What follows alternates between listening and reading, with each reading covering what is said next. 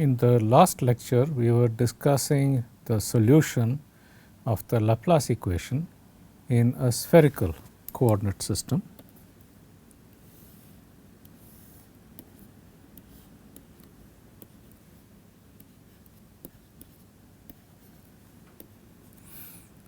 Where one of the coordinates is the center, is the distance from the origin or the center of the spherical coordinate system R.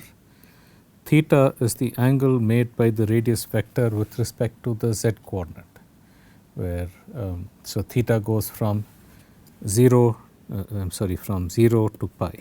Okay. Theta is equal to 0 is the plus z axis and theta equals pi is the minus z axis. Okay. Okay. And the projection of the radius vector onto the xy plane makes an angle phi with respect to the x direction, where phi varies from 0 to 2 pi. Okay. And the equation in this case is del square t equals 0, which is 1 by r square d by dr of r square partial t by partial r plus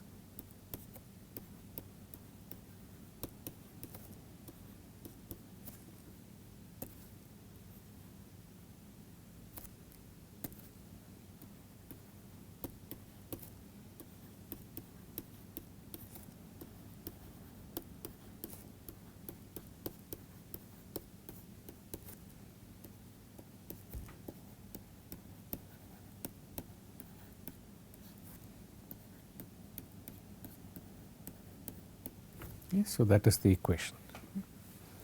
And we had got the solution using separation of variables and assuming homogeneous boundary conditions in the theta and phi directions.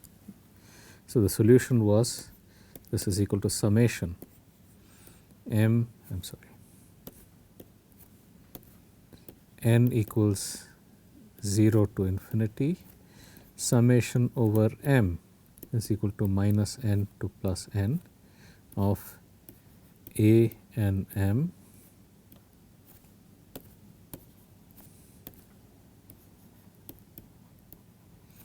r power n plus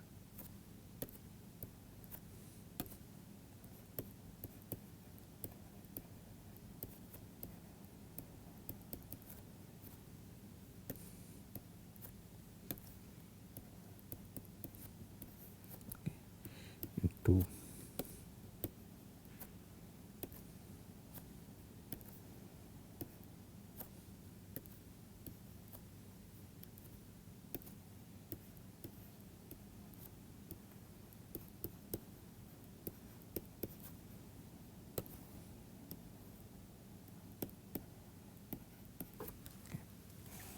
that was the solution. We had three functions. One is a function only of r, second the blue function only of theta, the third one, the red one, only a function of phi, okay, where n and m are integers.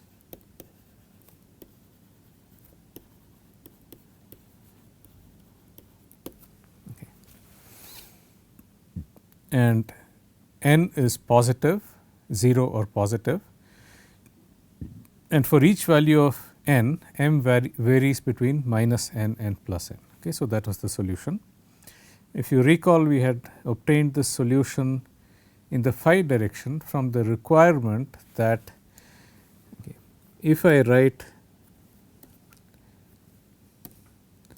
t is equal to some function of r into some function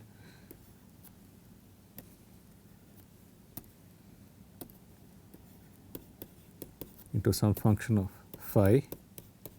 Okay. Phi is the angle around the z axis, and when you increment the angle around the z axis by 2 pi, you return to the same physical same point in physical space, that is h of phi plus 2 pi has got to be equal to h of phi. Okay. that is the periodicity condition in the phi direction, okay, that when you increment the angle by 2 pi, you return to the same physical position in space, and therefore, if you increment h by 2 pi, you will the periodicity condition requires that the function h of phi should be exactly the same when phi is increased by 2 pi, and that happens only when that number m is an integer. Okay. So, that condition gave us m as an integer. The second equation was the second part of the solution is a function of theta. The homogeneous boundary conditions for theta are essentially that theta, that this function, okay, g of theta has to be finite at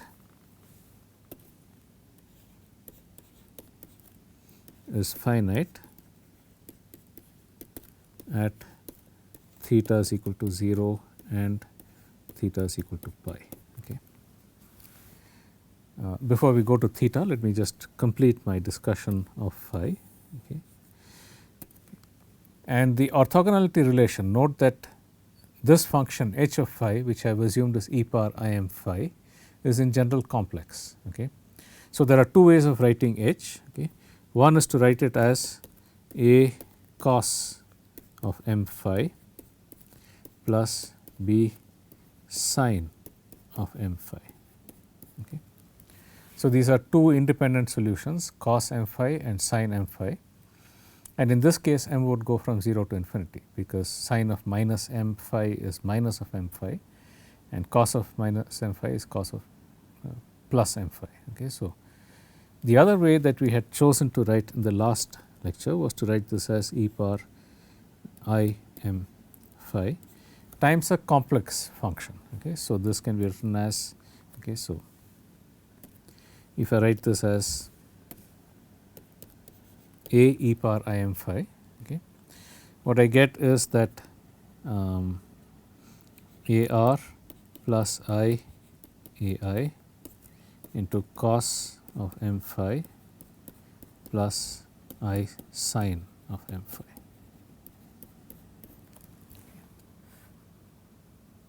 Okay. So, in this case you have two constants, the real and imaginary parts of a, okay, times this complex function cos of m phi plus I sine of m phi. Okay. So, this is the way that we had chosen to write it as a complex function. Okay. And you can get real functions, as we will see a little later, by suitable superposition of these complex functions, okay, that we will see a little later. The orthogonality relation in this case for a complex function, okay, is integral phi, okay, from 0 to 2 pi h m of phi, where h m of phi is e power I m phi, okay, times h n star of phi, okay, is equal to 2 pi delta m n. Okay. Rather than using m here, n here, I will use m prime. Okay. So, that is not to confuse. Okay. Okay. This is easy to see, because you can see that if I take from 0 to 2 pi d phi into e power I m phi multiplied by the complex conjugate of the second part. Okay. So, because this inner product or scalar product necessarily has to be real. Therefore, when you take the scalar product for a complex function, you have to take the product of one function times the complex conjugate of the other function. The complex conjugate of the second function is just obtained by writing this as e power I m phi, m prime into phi. Okay. Because the complex conjugate of e power I m prime phi is e power minus I m prime phi. You just have to change the sign of I, okay, the imaginary number I, in this complex function, and you will get the complex conjugate. Okay. So, this you can see the integrand becomes 1 if m prime is equal to m, okay, and it is an integer otherwise, okay, a non-zero integer otherwise. M minus m prime is a non-zero integer. So, the integrand is some is the exponential of I into some integer into phi, okay, and that integrated from 0 to 2 pi turns out to be 0, unless m prime is equal to m, in which case the integrand is 1 and the integral is 2 pi. Okay. So, that is the orthogonality condition, okay, 0 to 2 pi in the phi direction. Note that phi is one of the homogeneous directions where we have used the periodicity condition to define the to determine the eigenvalues m. Okay, so,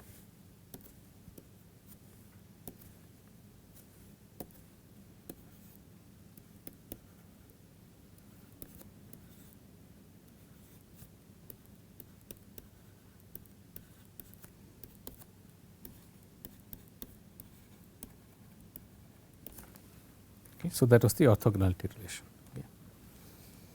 okay, for the function h.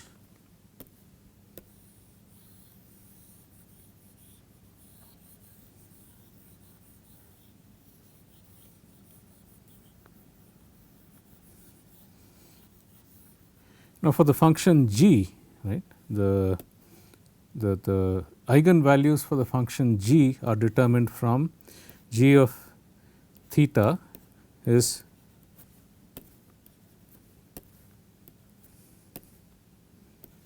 finite at theta is equal to 0 and pi, okay. Cos theta is equal to 0 and 1, I am sorry, cos theta is equal to 1 and minus 1, or theta is equal to 0 and pi. And under this condition, if you solve the equation for g, okay, it turned out to be a Legendre equation, okay. The solution turns out to be an associated Legendre polynomial, g of theta is equal to p n m of cos theta, okay, with the constraints that n is an integer, okay, and m is an integer, and m, okay, the magnitude of m is less than or equal to n. Okay. Only under these conditions is the solution finite at theta is equal to 0 and theta is equal to pi, or at cos theta is equal to 0 and cos theta is equal to 1. Okay. You recall that the equation that we had was the Legendre equation, that was 1 over g sin theta d by d theta of sin theta dg by d theta, okay, plus n into n plus 1 has got to be equal to 0. Okay. Or if I multiply throughout by g, okay, this will get n into n plus 1 into g has to be equal to 0. Okay. This we had reduced it to a Legendre equation in the variable psi, which is cos theta. Okay. We had reduced it to a Legendre equation in the variable psi, that is cos theta, and then I had told you that this solution is finite only if n is an integer, a positive integer or 0, m is an integer and m varies between minus n and plus n. Only then are these solutions, okay, finite at theta is equal to 0 and theta equals pi. Okay. And the condition for this was 0 to pi of sin theta d theta p n m of cos theta.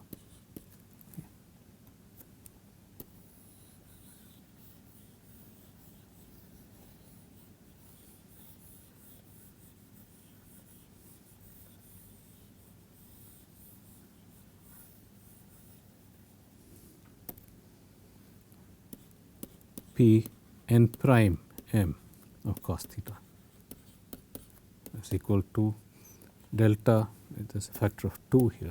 Okay.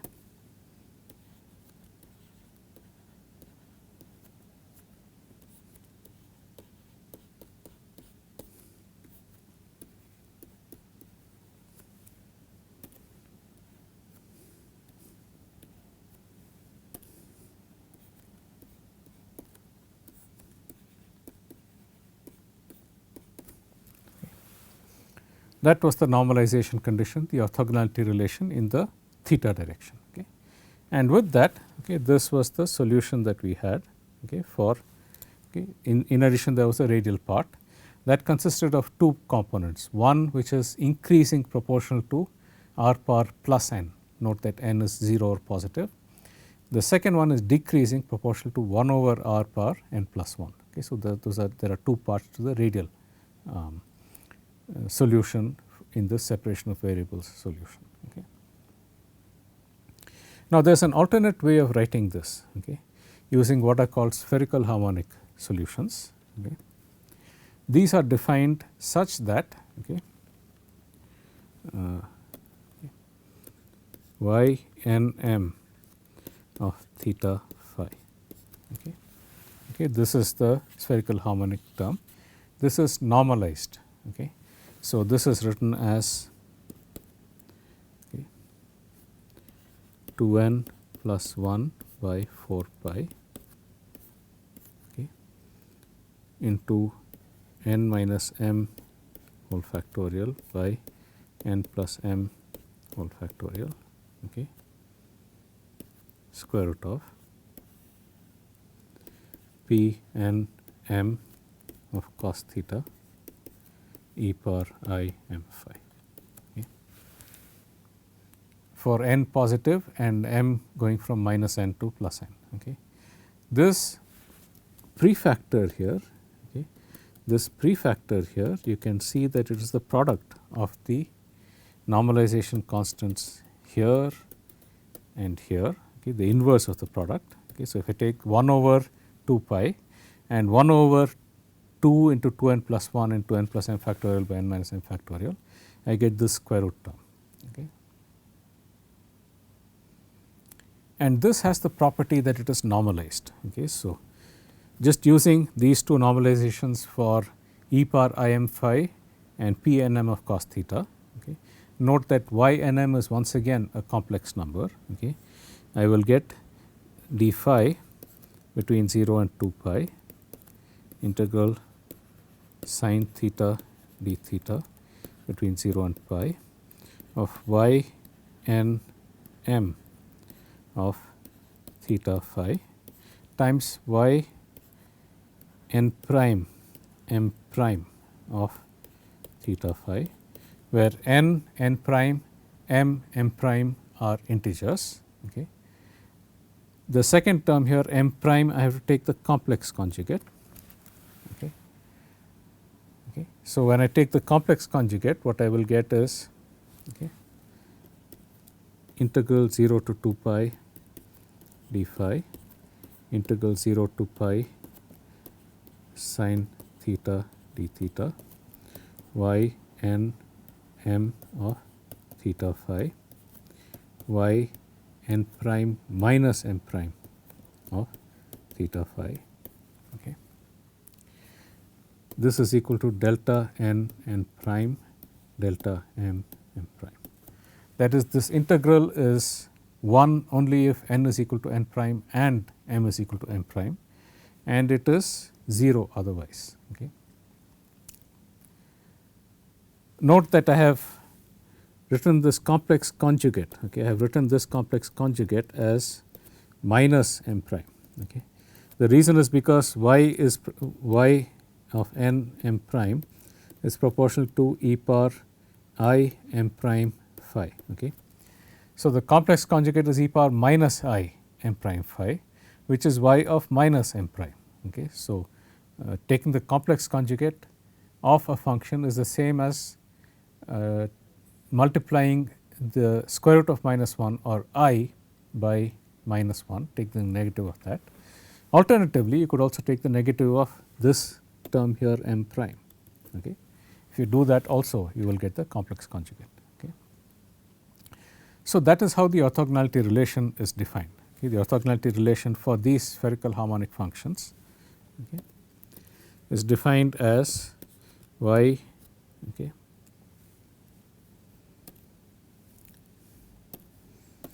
okay. So, the simple definition is, okay, y n m of theta phi, okay, multiplied by y n prime minus m prime of theta phi, or the complex conjugate of y n prime n prime. Okay. This is equal to delta n n prime delta m m prime, and this orthogonality relation, okay, can be used in order to find out the in order to find out the terms in the expansion. Okay. If the boundary conditions are specified in the r direction, this can be used to find out the terms in the expansion. Okay. Only thing is, you have to be aware that when you write it in terms of the spherical harmonics, they are complex in general, and when you take the inner product or the scalar product for the orthogonality relations, you have to take the complex conjugate of the second function. Okay. So, this is the formula for the spherical harmonic functions. Okay. It is normalized in the sense that the inner product is 1 if n is equal to n prime and m is equal to m prime, and it is equal to 0 otherwise. Okay. And you can write down the terms in the expansion. Okay. The first term is just normalized. Okay. So, y 0 0. Okay. This will be equal to square root of 1 by 4 pi. Okay. This is just a constant. Okay. Y 1 minus 1 is equal to square root of 3 by 8 pi. Okay. You just have to evaluate all these constants here for different values of n and m. You just have to evaluate the constants in this expression. Okay. You just have to evaluate the constants in this expression. Okay. 3 by 8 pi into sin theta e power minus I phi. Okay. It is equal to e power minus I phi because m is minus 1. Okay. I can expand this out. Okay. I can write e power minus I phi is equal to cos phi minus I sin phi. Okay. Let me use a different color for that.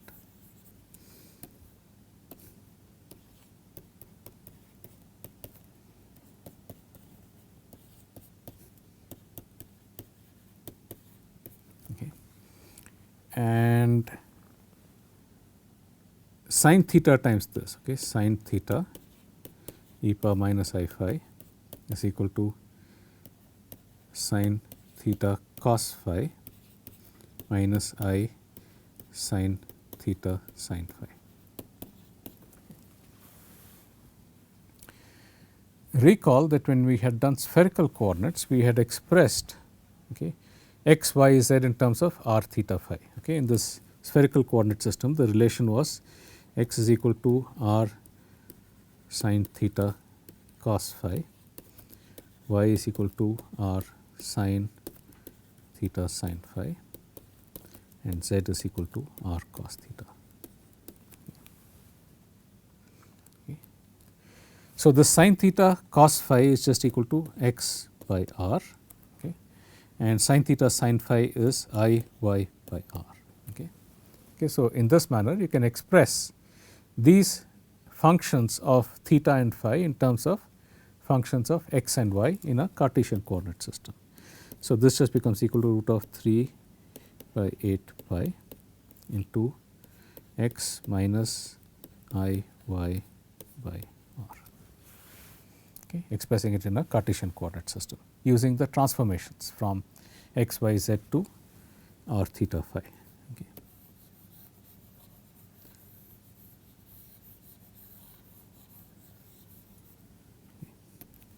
The next one, y 1 0 is equal to square root of 3 by 4 pi into cos theta. Okay. In this case m is 0, so there is no phi dependence, and you can easily show that this is equal to 3 by 4 pi into z by r, because cos theta is just z by r. Okay.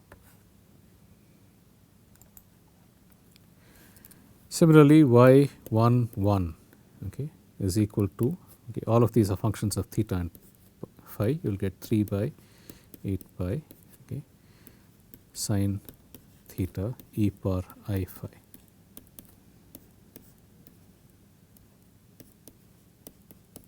Okay. into x plus I y by r. Okay, so those are the functions for n is equal to 1, m is equal to -1, 0 and +1. Okay. You can also get it for n is equal to 2. Okay. So, I will give you the solutions for n is equal to 2, y2 minus 2 okay, is equal to square root of 15 by 32 pi okay, into sine square theta okay, into e power minus 2 I phi. Okay. And using the transformations between x, y and z and theta and phi, this can also be written as square root of 15 by 32 pi okay, into x minus I y the whole square by r square. Okay. Okay, you can show this. Just convert e power minus 2 I phi to cos 2 phi minus I sin 2 phi and expand out the cos function in terms of cos phi sin 2 phi in terms of cos phi sin phi, substitute and you will get this. I will not go into the details, it is quite easily to calculate. y2 minus 1 okay, is equal to square root of 15 by 8 pi okay, cos theta sin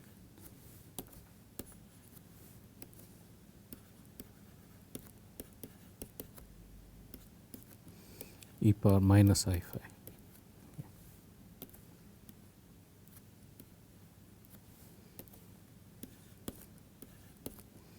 And this can also be written as square root of 15 by 8 pi okay, into x minus I y into z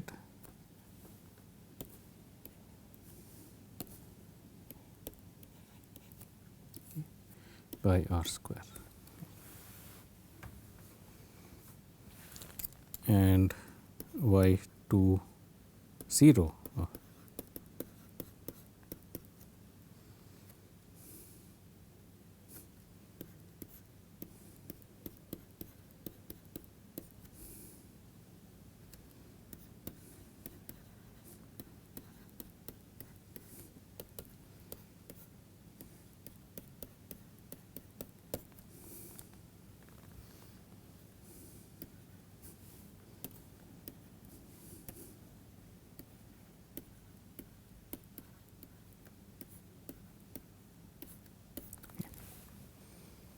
and then you can get the other terms, they are just complex conjugates of the y2 minus 2 and y2 minus 1. So, y2 1 of theta phi is the complex conjugate of y2 minus 1, 15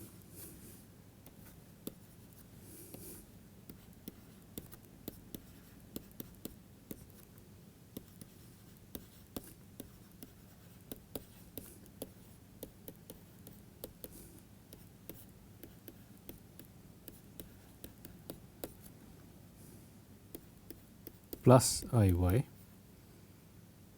into z by r square.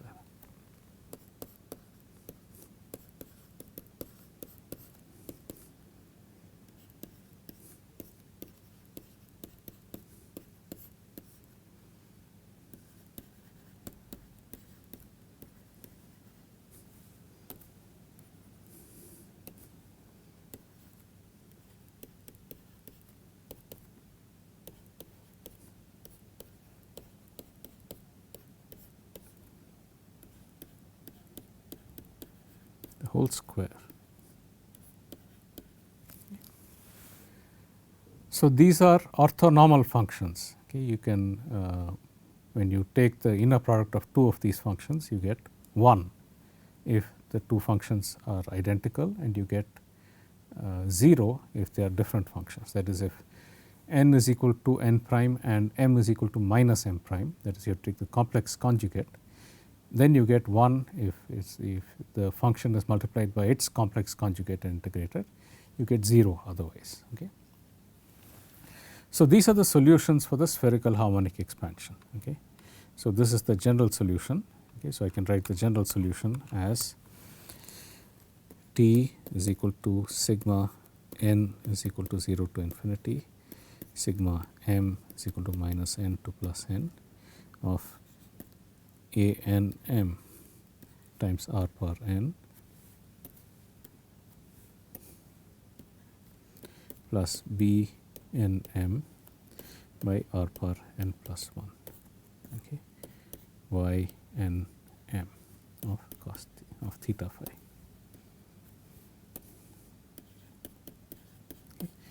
And using these you can solve for any problem if the forcing far away from the surface or in the domain has specific dependence on one particular spherical harmonic function, then the solution for the temperature field will also depend only upon that particular spherical harmonic function, because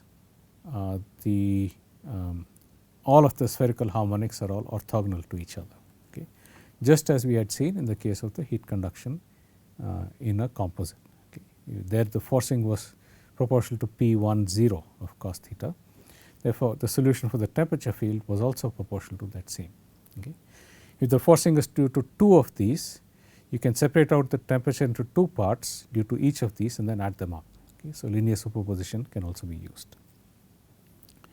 What do these mean physically? Okay. I will go through the physical meaning of these in the next lecture. I will see you then.